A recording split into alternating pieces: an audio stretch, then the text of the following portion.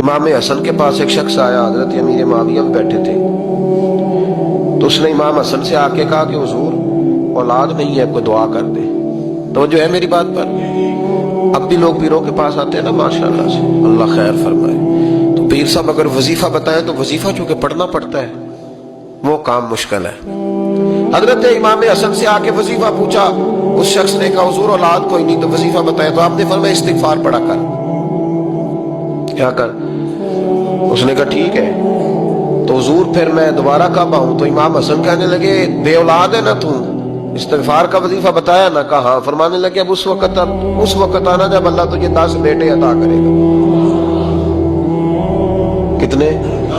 2 4 نہیں، 10 ہی کہہ دیے۔ تو حضرت امیر معاویہ رضی اللہ تعالیٰ دیکھا، کہنے لگے حسن اتنا بڑا دعویٰ؟ آپ فرمانے لگے میں نے کہہ دیا نا تو اللہ فضل کرے گا، ہاں ہاں اللہ خیر کرے گا، خیر ہو جائے گی۔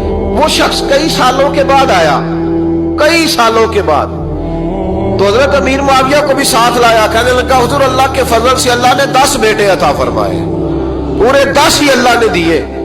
تو حضرت امیر معاویہ کہنے لگے جناب بات تو آپ کی سچی ہو گئی، پر مجھے بھی بتائیے وظیفہ کہاں سے لیا؟ فرمانے لگے قرآن پاک سے، سورہ نوح کی 10 11 12 آیت پڑھو۔ اللہ فرماتے ہیں تم استغفار پڑھو، میں تمہاری بیٹوں سے بھی مدد کروں گا، مالوں سے بھی مدد کروں گا۔